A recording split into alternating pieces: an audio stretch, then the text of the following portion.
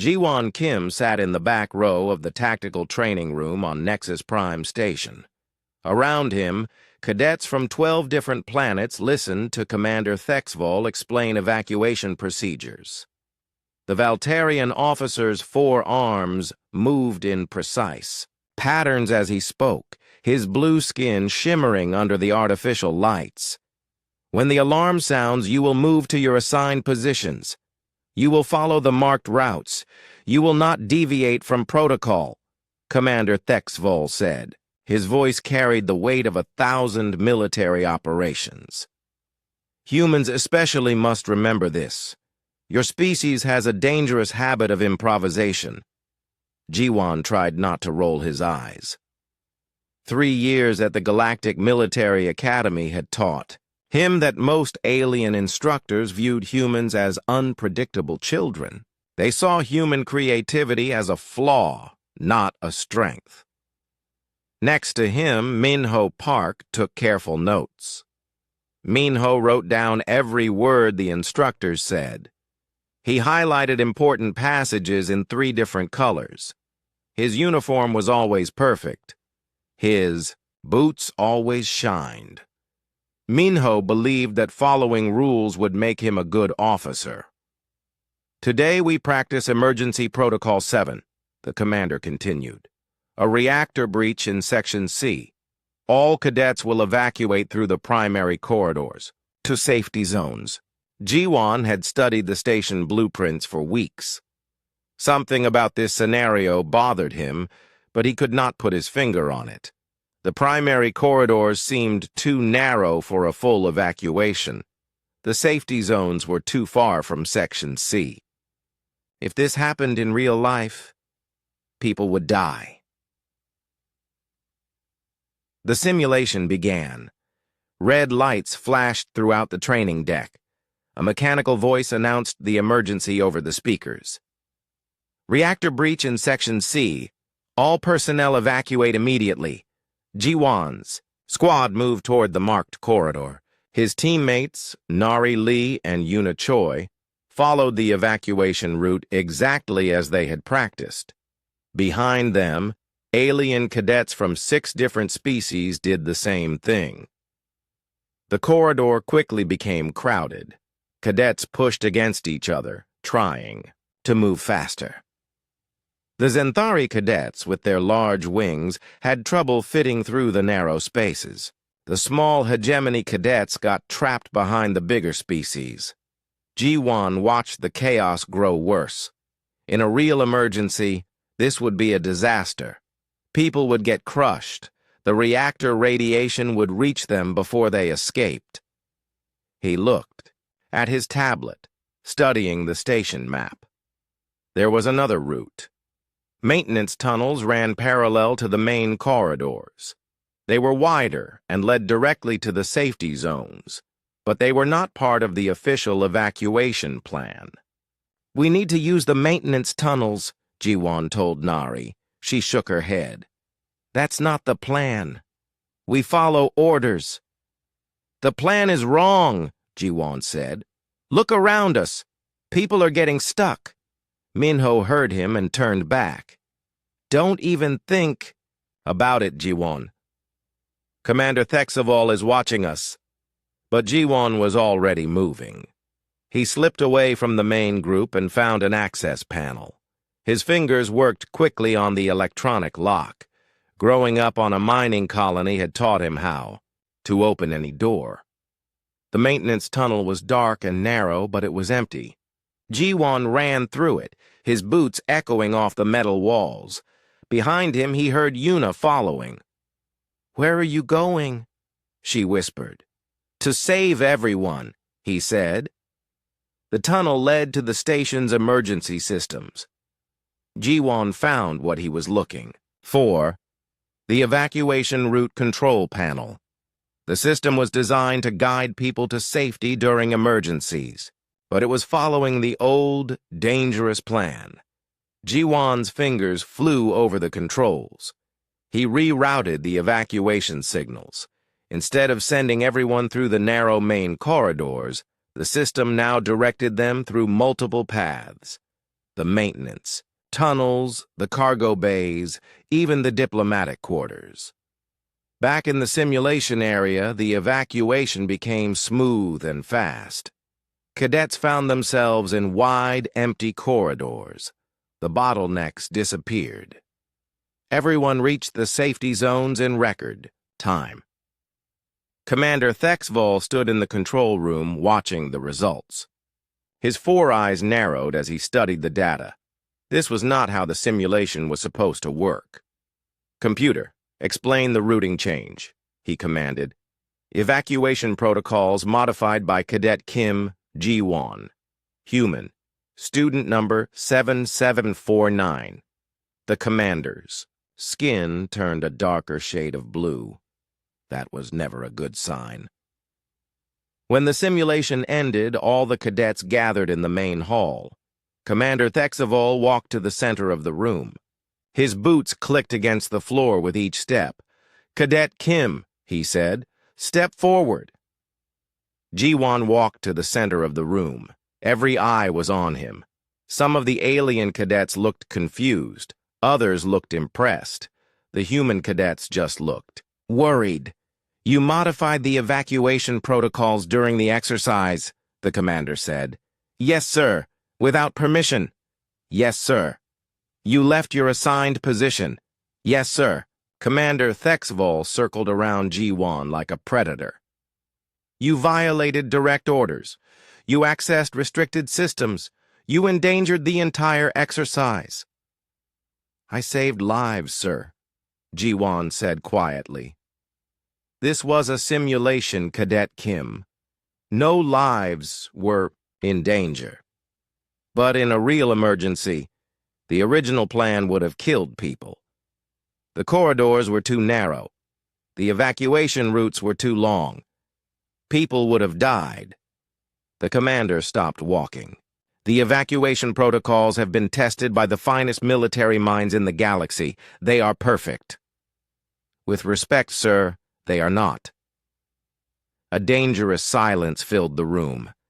No cadet had ever contradicted Commander Thexvol like this. Some of the alien cadets made quiet sounds of shock. "Computer," the commander said, "run analysis of both evacuation scenarios. Calculate casualties for each plan." The station's computer processed the data for several seconds. Then its voice filled the room. "Original evacuation plan. Estimated casualties, 47%. Modified evacuation plan. Estimated casualties, 3%. Commander Thexvol's face went completely still. Around the room, cadets whispered to each other. Even the alien instructors looked surprised. "Cadet Kim," the commander said finally. "Report to my office after classes. We need to discuss your future at this academy." As the cadets left the hall, Minyo caught up with Ji-won. "You're in serious trouble," he said. "I know. Was it worth it?" Ji-won thought about the simulation results. 47% casualties versus 3%. In a real emergency, that could mean thousands of lives saved. "Yes," he said. It was worth it. But as he walked toward his next class, Ji-won wondered if the Academy agreed. The galactic military valued order above all else. They wanted soldiers who followed commands, not ones who questioned them. He had just proven that questioning orders could save lives. But he had also proven that he would never be the kind of soldier they wanted him to be. The academy halls stretched out before him, filled with the promise of a military career. But for the first time, Ji-won wondered if that career would survive his first year. 3 months had passed since the evacuation incident. Ji-won Kim still attended classes at the Galactic Military Academy, but things had changed. Some instructors watched him more carefully now. Others seemed to avoid him completely. Commander. Thexvol had not expelled him, but Ji-won felt like he was walking on thin ice. The joint training exercises were different this time. Cadets from 5 species worked together in mixed teams. Ji-won found himself partnered with Hyok Shin, another human cadet who had arrived from Earth's Asian sector. Hyok was quiet and thoughtful, but he had quick reflexes and good instincts. "Try not to break any more rules today," Hyok whispered as they walked toward the training deck. "I'll try," Ji-won said with a small smile. Their exercise partner was Sora Jang, a human communication specialist who could speak 7 alien languages. She had been watching Ji-won since the evacuation incident, trying to figure out if he was brave or just crazy. The exercise was supposed to be simple. 3-person teams would practice ship-to-ship docking procedures. They would take a small shuttle from the academy to a cargo vessel, dock safely, and return. Even the alien cadets found it boring. But as Ji-won's team prepared their shuttle, something went wrong with the station. The first sign was a vibration in the floor. It was barely noticeable, just a tiny tremor that made the coffee cups rattle on the instructor's desk.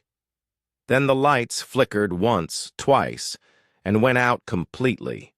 Emergency lighting came on, bathing everything in red. The academy's computer voice spoke calmly over the speakers. "Attention all personnel. Gravity system malfunction detected. Initiating emergency protocols." Ji-won felt his stomach drop, and not just from fear.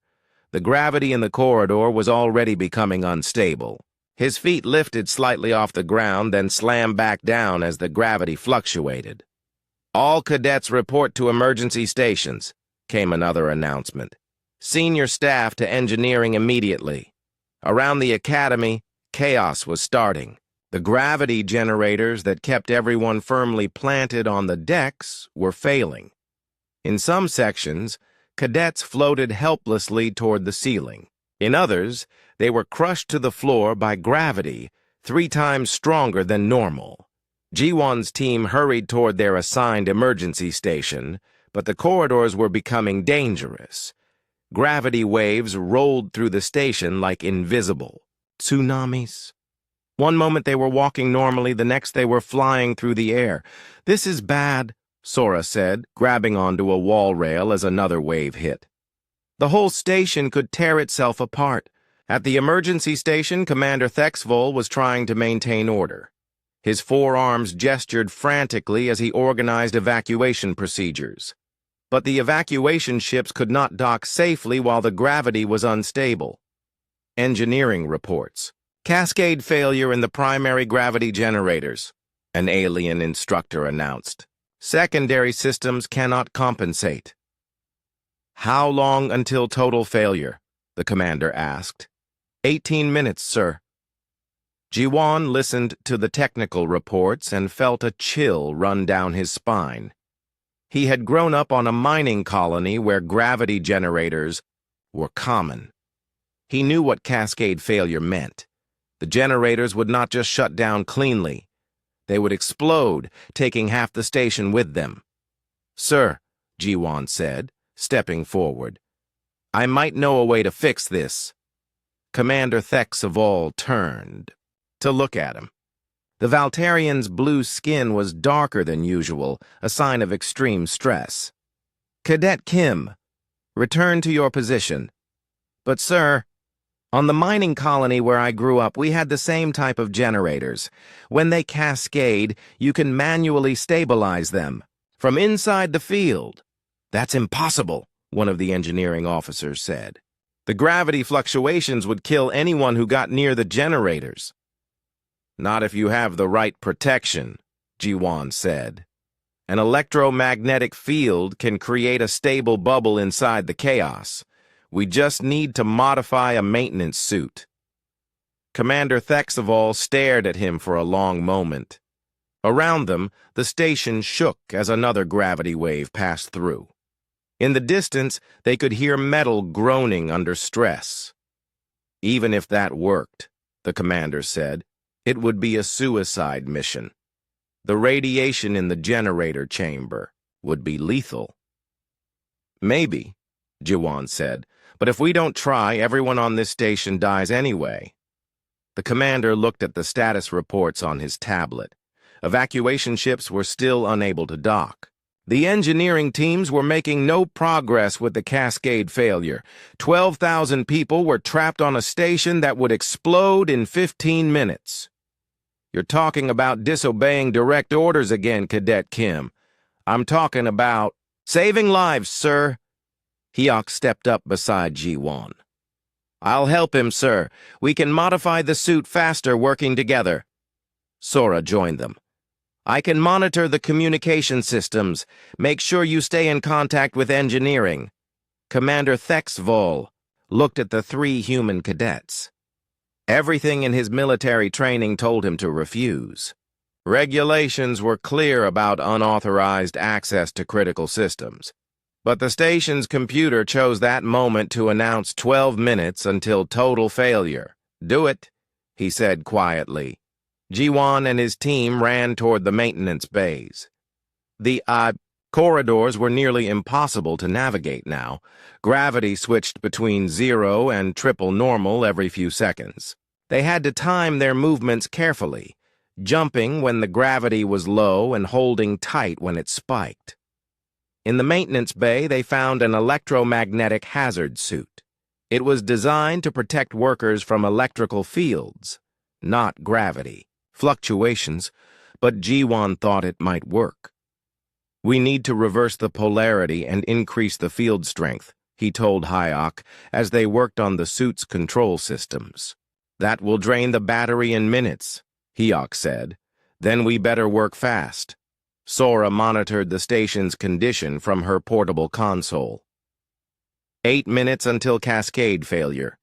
The evacuation ships still can't get close. Ji-won put on the modified suit and activated the electromagnetic field. For a moment, nothing happened. Then the gravity around him stabilized. The invisible forces that had been tossing him around suddenly became manageable. "It works," he said into his radio. "I'm heading to the generator chamber." The journey through the station was like walking through a war zone. Sections where the gravity was too strong had collapsed completely. Areas with no gravity were filled with floating debris. But inside his electromagnetic bubble, Ji-won could move safely. The generator chamber was a nightmare of twisted metal and sparking electronics.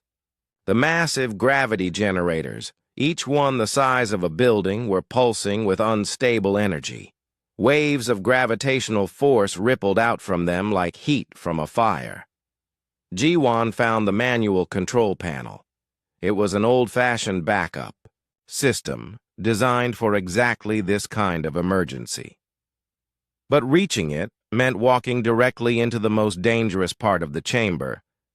"Ji-won, your suit's power is down to 30%, Sora's voice crackled through the radio. "I see the controls," he said. "Almost there." The electromagnetic field around him flickered as the battery weakened. For a terrifying moment, the gravity grabbed him and tried to slam him into a wall. Then the field stabilized and he was free again. At the control panel, Ji-won's training took over. He had done this repair dozens of times on the mining colony, though never under such extreme conditions. His fingers worked quickly, shutting down generators in sequence, bleeding off the unstable energy, bringing the cascade under control. "Generator 1 stabilized," he reported. "Working on Generator 2. Battery at 15%, Sora warned. Ji-won ignored her and kept working. Generator 2 was more damaged, its controls partially melted. He had to reroute power through backup systems, manually adjusting settings that should have been controlled by computer. Battery at 5%. "Almost done," Ji-won said through gritted teeth. The final generator required him to physically replace a blown circuit. He pulled the damaged component and installed a spare, his hands shaking from the stress. The electromagnetic field around him was barely working now, flickering like a dying light bulb. Generator 3 stabilized, he said. All systems nominal. The station's gravity immediately returned to normal. Throughout the academy, floating cadets gently settled to the floor. The evacuation ships were finally able to dock safely, but in the generator chamber, Ji-won's electromagnetic suit finally died. He collapsed to the floor, exhausted and sick from radiation exposure. The chamber's emergency systems detected his condition and sealed the area until medical teams could reach him. Later, in the medical bay, Commander Thexvol stood beside Ji-won's bed. The human cadet was conscious but weak from radiation treatment. 12,000 lives, the commander said quietly. You saved 12,000 lives today. Thank you, sir. But you also violated direct orders, accessed restricted areas without authorization, and modified critical equipment without permission. Ji-won closed his eyes. He had known this was coming. I'm recommending you for formal disciplinary action, the commander continued. And also for the Star of Valor, the highest award the Academy can give. Sir, it seems, Cadet Kim, that you have created a problem for us. How do we punish someone for heroism? How do we reward someone for insubordination? The commander walked toward the door, then stopped. Perhaps, he said, the problem is not with you. Perhaps the problem is with our rules. As the commander left, Ji-won stared at the ceiling and wondered what would happen next. He had saved the station. The training cruise aboard the Harmony's Edge was supposed to be the peaceful part of Ji-won Kim's final year at the Academy. After the gravity generator incident, the Academy administrators had decided he needed supervised experience away from critical systems. The cruise ship was perfect. It carried no weapons, had redundant safety systems, and was commanded by one of the most careful officers in the fleet. Commander Veltar was a Zenthari, a species known for their methodical approach to everything. His feathered wings were always perfectly groomed, and he spoke in the slow, measured tones of someone who had never made a hasty decision in his life. The perfect officer to keep an eye on a troublesome human cadet. Ji-won sat in the ship's observation lounge with his new teammates. Do-hyun Kang was a pilot trainee with steady hands and a calm personality. Yoon-ji-oh specialized in tactical systems and had the best simulation scores in their class. They had been assigned to work together for the remainder of their training. So you're the one who rewrote the evacuation protocols, Yoon-ji said, studying Ji-won over her coffee cup. And broke into the gravity generator chamber, Do-hyun added. The instructors are still arguing about whether you're a hero or a menace. Maybe both, Ji-won said with a shrug. The cruise was taking them through the Outer Rim territories, where they would observe standard patrol operations and learn about diplomatic missions. It was supposed to be educational and boring. No emergencies, no critical decisions, no opportunities for creative rule-breaking, but space had other plans. On their third day out, the ship's communication officer received a priority distress signal. Lieutenant Hana Song, a human officer serving under Commander Veltar, brought the message to the bridge. Sir, we're receiving an emergency transmission from the diplomatic transport Peace Endeavor, she reported. They're under attack by unknown vessels in the Kepler Nebula. Commander Veltar examined the message carefully. His large eyes blinked slowly as he processed the information. How far from our current position? He asked. 18 hours at maximum speed, sir. And the nature of the attack? Pirates, sir, at least 6 vessels. The Peace Endeavor has minimal defensive capabilities. The commander was quiet for a long moment. The Kepler Nebula was notorious for pirate activity. Its dense gas clouds and electromagnetic interference made it perfect for hiding illegal operations, but it also made rescue missions extremely dangerous. "Set course for the nebula," Commander Veltar ordered. "Maximum speed. Alert the fleet command of our intentions." G1 and his teammates watched from the junior officer's station as the ship changed course. The Harmony's Edge was not built for combat, but it was faster than most pirates' ships. They might be able to help. 18 hours later, they arrived at the edge of the Kepler Nebula.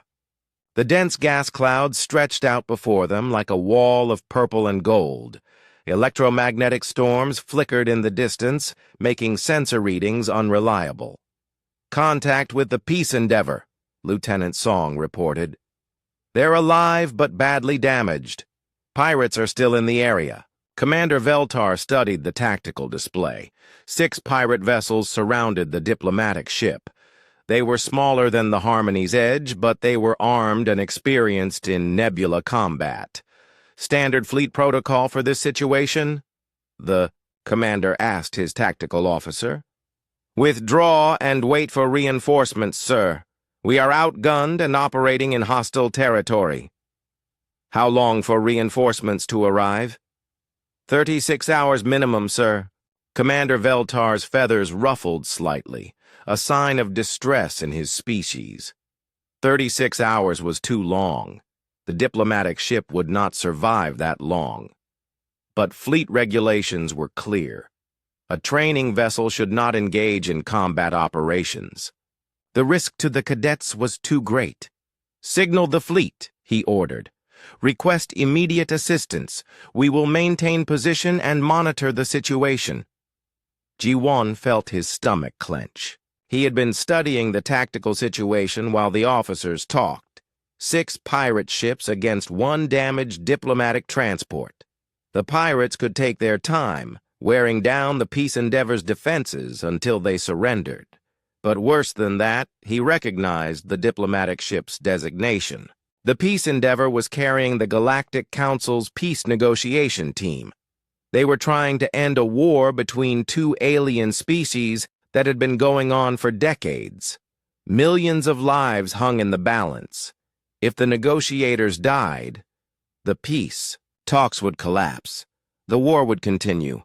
"More worlds would burn, sir," G1 said, standing up from his station. "Request permission to speak." Commander Veltar turned to look at him. Several other officers exchanged glances. Everyone knew about Cadet Kim and his tendency to break rules. "Speak, Cadet." "The Peace Endeavor is carrying the peace negotiation. Team for the Altarian Nexus conflict. If they die, the war continues. We're talking about millions of casualties." "I am aware of the diplomatic importance, Cadet Kim, but we cannot risk this vessel and crew in a combat situation." "What if we don't engage in direct combat?" G1 asked. "What if we create a distraction instead?" "Explain." G1 moved to the tactical display and pointed at the nebula's swirling clouds.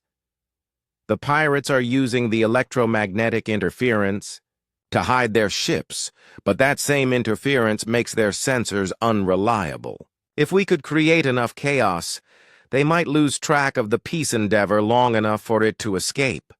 Commander Veltar's large eyes focused on the display. "What kind of chaos?" "The maintenance shuttles in our cargo bay. They're small enough to maneuver in the nebula, and their engines could trigger artificial lightning storms in the gas clouds. From the pirates' perspective, it would look like the nebula was full of hostile contacts." "Those shuttles are not designed for combat operations," the tactical officer said. "They have no weapons, no shields."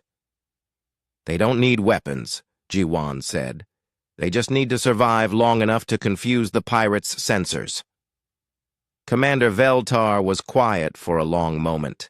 Around the bridge, officers waited for his decision. In the tactical display, the pirates continued their slow attack on the diplomatic ship. "Cadet Kim," the commander said finally, "you are proposing to steal military equipment and engage in unauthorized combat operations." "Yes, sir." "You realize this could result in your expulsion from the academy?" "Yes, sir." "And that I am required by regulations to stop you?" Ji-won met the commander's gaze. "Yes, sir."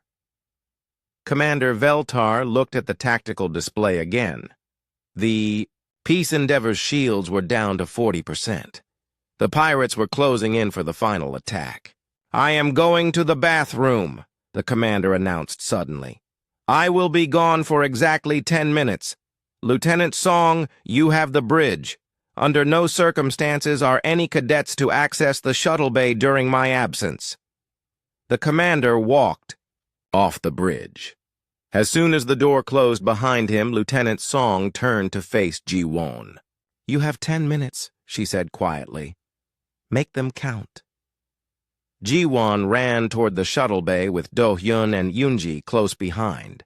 They had drilled maintenance shuttle operations dozens of times, but never under combat conditions. "This is completely crazy," Do-hyun said as they powered up the shuttle's engines.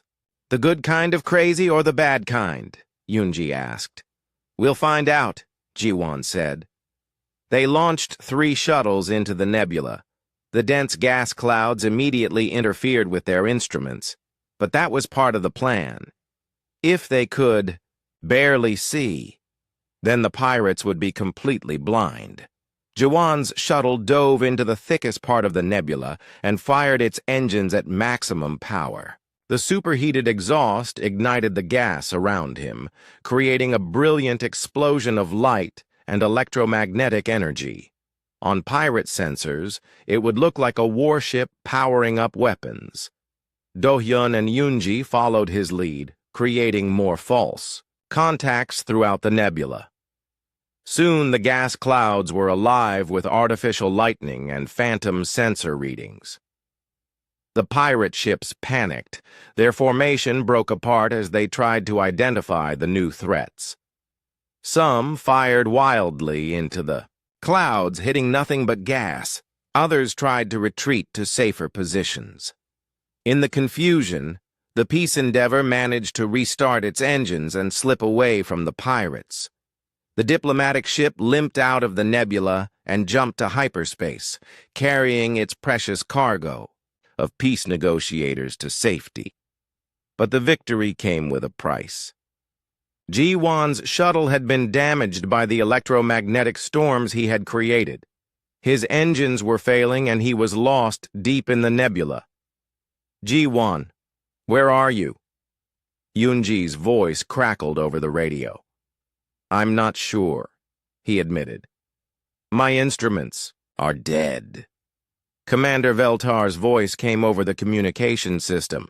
"All shuttles return to the ship immediately. That's a direct order." "I'm trying, sir, but I'm lost." It took 6 hours for the Harmony's Edge to find Ji-won's damaged shuttle. When they finally brought him aboard, Commander Veltar was waiting in the shuttle bay. "Cadet Kim," the commander said, "you stole military property, engaged in unauthorized combat operations, and endangered yourself and your fellow cadets." "Yes, sir." "You also saved the peace negotiation team and possibly prevented the deaths of millions of innocent people." "Yes, sir." Commander Veltar's feathers ruffled again.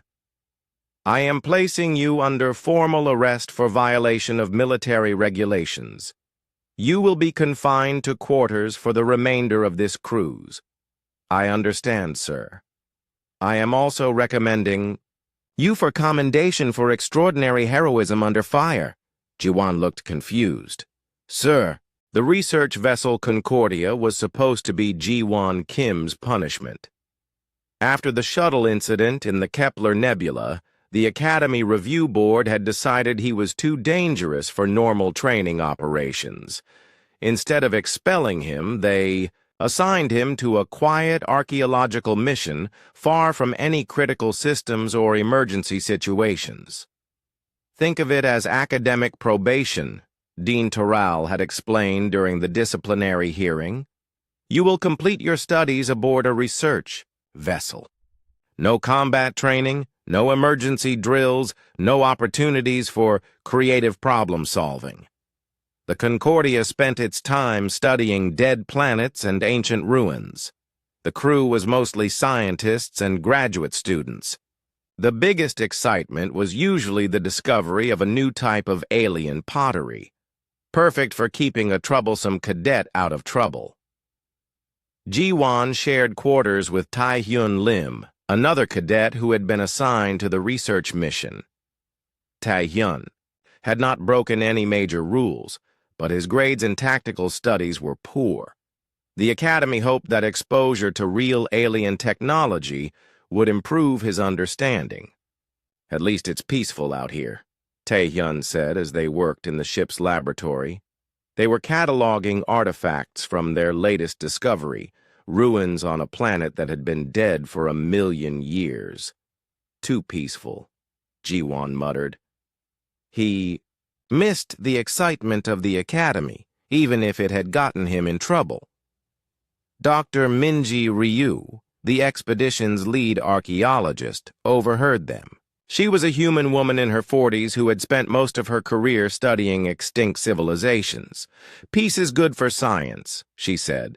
We can take our time, study everything carefully, make sure we understand what we're dealing with. Her partner, Dr. Gortham, clicked his agreement. The hegemony scientist had 6 arms and the patience of a mountain. He could spend days examining a single artifact. This civilization was remarkably advanced, Dr. Gortham said, holding up a crystal device. Their technology was beyond anything we see today. What happened to them? Ji-won asked. Unknown, Dr. Minji replied. They just disappeared. No signs of war, no environmental disaster. One day they were building cities, the next day they were gone. The Concordia had been studying this particular planet for 2 weeks. The ruins covered an entire continent, filled with technology that the research team was only beginning to understand. Most of it was inactive, powered down for millions of years, but some of it was not. On their 15th day at the planet, the ship's sensors detected an energy reading from the largest ruin complex.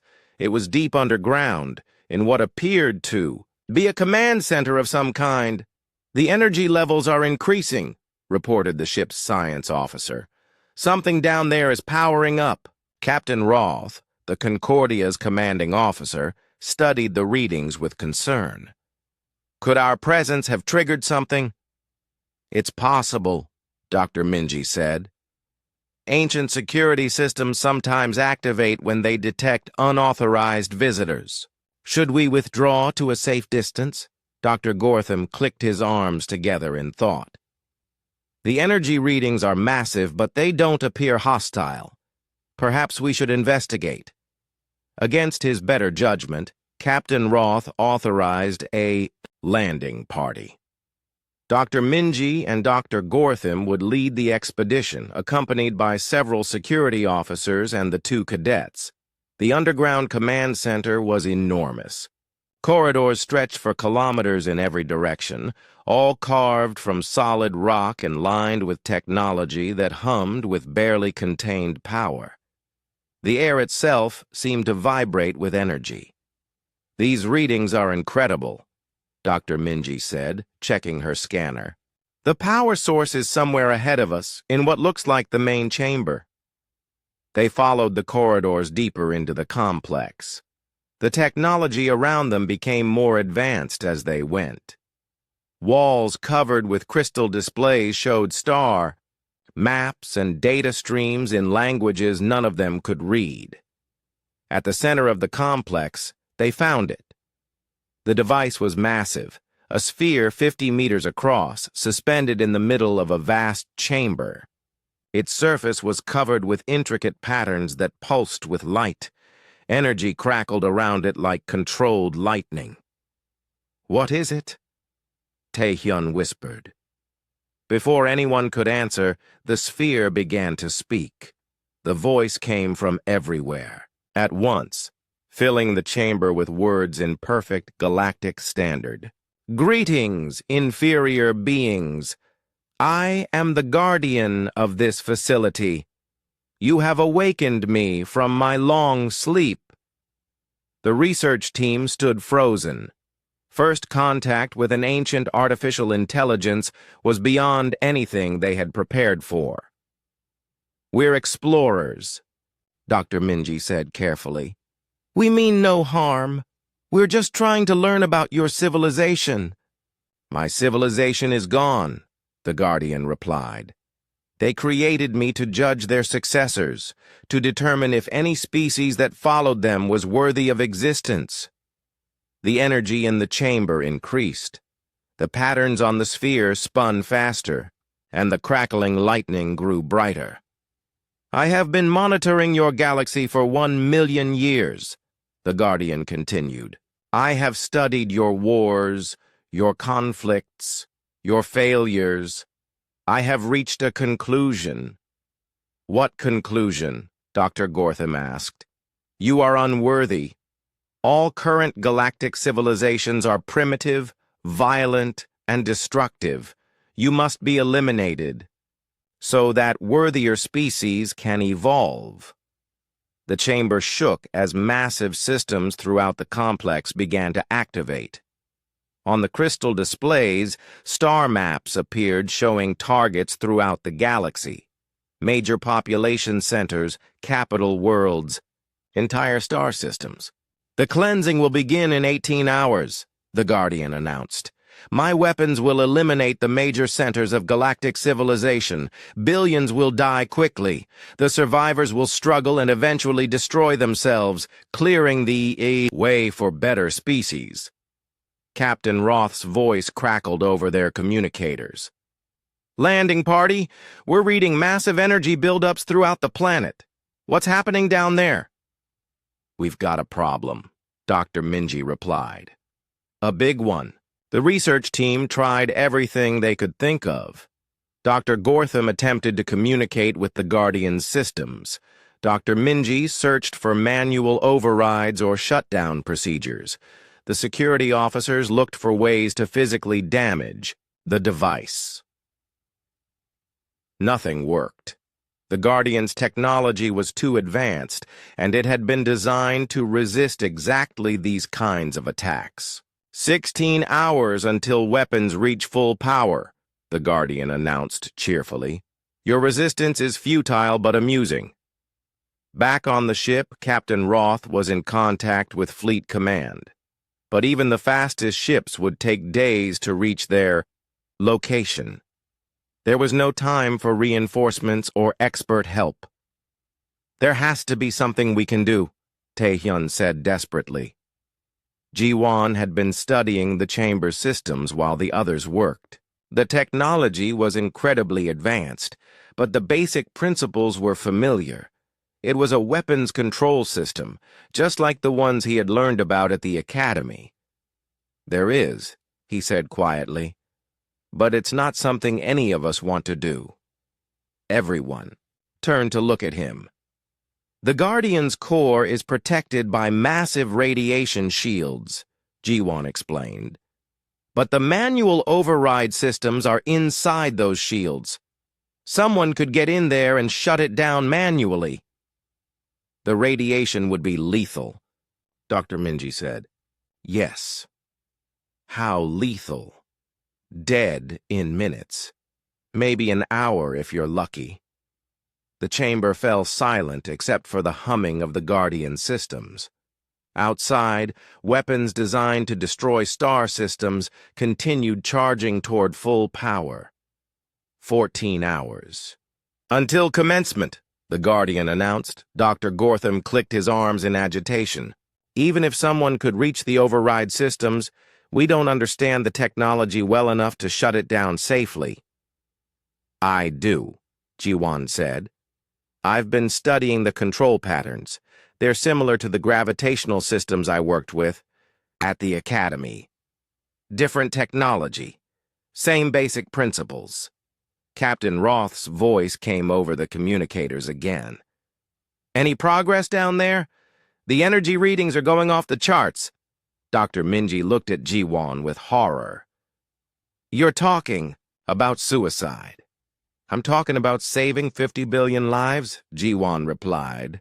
"Every major world in the galaxy, Earth, Zenthar Prime, the hegemony core systems, everything." Taehyun grabbed his arm. "There has to be another way." "There isn't. The Guardian was designed to be unstoppable. The only weakness is the manual override, and it's protected by lethal radiation. 12 hours until commencement. The team tried for 2 more hours to find alternatives. They sent messages to every expert in the galaxy, hoping someone would have a solution. They studied every piece of technology in the complex, looking for weaknesses. But the Guardian had been built by a civilization far more advanced than any current species. It had been designed specifically to prevent the kind of interference they were attempting. 10 hours until commencement. Jiwan made his decision. While the others were working on the main systems, he slipped away and found the entrance to the Guardian's core chamber. The radiation levels were already dangerous just standing near the door. He activated his communication system and spoke to the team. "I'm going in," he said. "Jiwan, no!" Taehyun's voice was filled with panic. "It's the only way. The override systems are too complex to explain over radio. I have to do this manually." Dr. Minji's voice was steady but sad. "How long will it take?" "Maybe 12 hours to fully shut down all the systems safely. The radiation will kill me long before then. But I can send you updates on the shutdown procedures. You can finish the work from outside the core chamber." 6 months after the Guardian incident, the Grand Assembly Hall on Nexus Prime was filled with representatives from across the galaxy. Humans, Valtarians, Zenthari, hegemony citizens, and dozens of other species had come to honor the memory of Cadet Jiwan Kim. Fleet Admiral Zenthara stood at the podium, her silver uniform decorated with medals from a dozen different worlds. Behind her, a massive display showed images of the ancient weapon system that Jiwan had destroyed, along with casualty estimates that still made people shiver. 50 billion lives, the Admiral said, her voice carrying clearly through the hall. That is what Cadet Kim saved when he entered the Guardian's core chamber. 50 billion mothers and fathers, children and elders from every species in our galaxy. In the front row, Jiwan's former classmates sat in dress uniforms. Minho Park, now a junior officer, kept his eyes fixed on the Admiral. Beside him, Nari. Lee dabbed at her eyes with a handkerchief. The whole Academy class had volunteered to attend the ceremony. The Guardian's weapons could have destroyed entire star systems, the Admiral continued. Earth, Zenthar Prime, the hegemony core worlds. All of them would have been reduced to rubble. Our civilizations would have ended in a matter of days. Commander Thexvol sat with the senior officers, his blue skin darker than usual. In the months since Jiwan's death, he had spent long hours thinking about rules and regulations. The Valtarian, officer who once believed in perfect protocol, had begun to question everything. Cadet Kim's actions saved not just our lives, but our futures, the Admiral said. The children who will be born, the discoveries yet to be made, the peace treaties, still to be signed.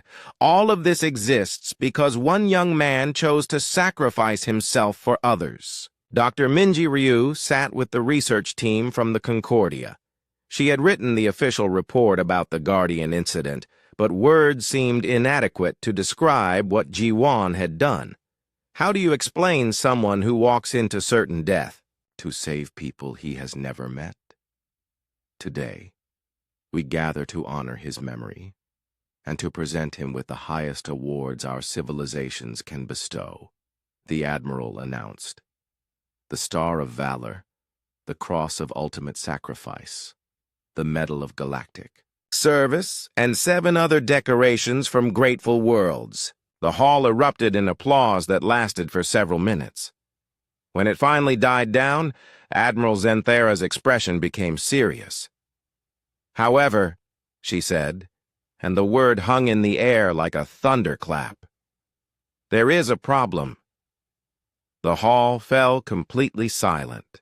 Representatives who had been smiling moments before now looked confused and concerned. "The Galactic Military Code is very clear about the requirements for receiving medals and honors," the Admiral explained.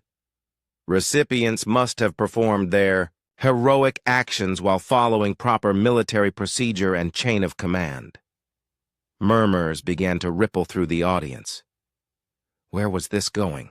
Cadet Kim's first act of heroism, saving the Academy during the gravity generator crisis, involved leaving his assigned position without permission, accessing restricted systems without authorization, and modifying critical equipment against direct orders. The murmurs grew louder. Some species made sounds of confusion or distress. His second heroic act, the rescue of the peace negotiation team in the Kepler Nebula, involved theft of military property, unauthorized combat operations, and violation of multiple safety protocols. Commander Veltar, who had commanded the Harmony's Edge during the shuttle incident, shifted uncomfortably in his seat. He had recommended Ji-Won for commendation, but he had also been forced to arrest him. His final act, the destruction of the Guardian weapon system, required him to ignore direct orders to withdraw, enter a restricted area without permission, and sacrifice his life in an unauthorized mission. Admiral Zenthara looked out over the assembled representatives. Every single one of Cadet Kim's heroic actions was, technically, a violation of military law. To award him official medals would set a precedent that insubordination and rule-breaking are acceptable when the results are positive. The hall was completely quiet now. Everyone understood the problem, but no one knew what to say about it. Such a precedent could destabilize military discipline across the galaxy, the Admiral continued. If every soldier decides to ignore orders whenever they think they know better, our fleets would become useless. Military structure would collapse. Nari Lee stood up in the front row. As a communications officer, she was used to speaking clearly, under pressure. "Admiral," she said, "request permission to address the assembly." "Granted, Officer Lee." Nari walked to the front of the hall and faced the thousands of gathered representatives. She was nervous, but her voice was steady. "I served with Ji-Won Kim for 3 years at the Academy," she said. "I watched him break rules, ignore protocols, and drive our instructors crazy. But I also watched him save lives every single time." She turned to face Admiral Zenthara directly. "You're right that we can't award him medals under the current military code. But maybe the problem isn't with Ji-Won. Maybe the problem is with the code itself." More murmurs spread through the hall. But these sounded different. Thoughtful, rather, than confused. "The military teaches us to follow orders and respect authority," Nari continued. "Those are important values. But Ji-Won taught us something else. That sometimes the most important thing is to do what's right, even when it's not what you're told to do." She gestured toward the display showing the Guardian weapon system. 50 billion lives. That's what following orders would have cost us. 50 billion people who are alive today because one cadet couldn't follow the rules. Captain Roth from the Concordia stood up next. "Officer Lee is correct. During the Guardian crisis, proper procedure would have been to withdraw and wait for expert assistance. Following that procedure would have doomed every major world in the galaxy. More officers began to stand. Commander Veltar rose to his feet, his wings rustling with emotion. The same is true for the Kepler Nebula incident. Military doctrine called for withdrawal and reinforcement. Following doctrine would have meant the death of the peace negotiation team and the continuation of a war that has claimed millions of lives. Even Commander Thexval stood up, his 4 arms moving in a gesture of respect. At the academy, Cadet Kim questioned evacuation protocols. That would have resulted in massive casualties. His violation of orders saved lives during every emergency drill that followed. Admiral Zenthara watched as more and more officers stood to speak about Jiwan's actions. She had expected this ceremony to be simple. Honor the hero, present the medals, remember the sacrifice. Instead, it had become something much more complicated. "So what do you propose?" she asked when the testimonials finally ended. Dr. Minji Ryu stepped forward. "We propose that Jiwan Kim be honored in a different way. Not with medals that he technically doesn't qualify for, but with something that reflects what he actually accomplished, which is, he proved that our rules aren't perfect. He showed us that sometimes saving lives requires breaking the very systems designed to protect them." Admiral Zenthara considered this for a long moment. Around the hall, thousands of representatives waited for her decision. "Very well," she said finally. "Cadet Jiwan Kim will not receive the traditional medals and honors. Instead, we will create something new." The Admiral gestured toward the back of the hall, where workers were unveiling a massive memorial. It showed Jiwan in his academy uniform, but instead of displaying medals, the memorial carried a simple inscription, "Cadet Jiwan Kim, who saved us from our rules." Below that, in smaller text, it continued, "Sometimes the most heroic thing you can do is refuse to follow orders. Sometimes saving lives requires breaking the very systems designed to protect them. Sometimes the greatest service to civilization is the courage to say no to civilization itself." The hall erupted in applause. Again, but this time it felt different. Not just appreciation for a hero, but recognition of a truth that made everyone uncomfortable. After the ceremony, Minho Park found himself standing in front of the memorial with several other former classmates. He stared at Jiwan's image for a long time. "He never wanted to be a rebel," Minho said quietly. "He just couldn't stand by when people were in trouble." "Maybe that's what real heroism is," Nari replied. "Not following orders perfectly, but knowing when orders are wrong." Across the hall, new cadets from the current academy class were studying the memorial. Among them were Jiho Song and Rina Bay, first-year students who had heard stories about the legendary rule breaker. "Do you think they'll teach us to be like him?" Jiho asked. "They already are," Rina replied, showing him her study tablet. "Look at this." The tablet displayed a new course that had been added to the academy curriculum. The Kim Protocols, Ethics and Decision-Making in Crisis Situations. The class taught cadets how to recognize when rules needed to be broken, how to weigh competing priorities, and how to take responsibility for the consequences of their actions. "They're actually teaching us how to break rules?" Jiho said in amazement.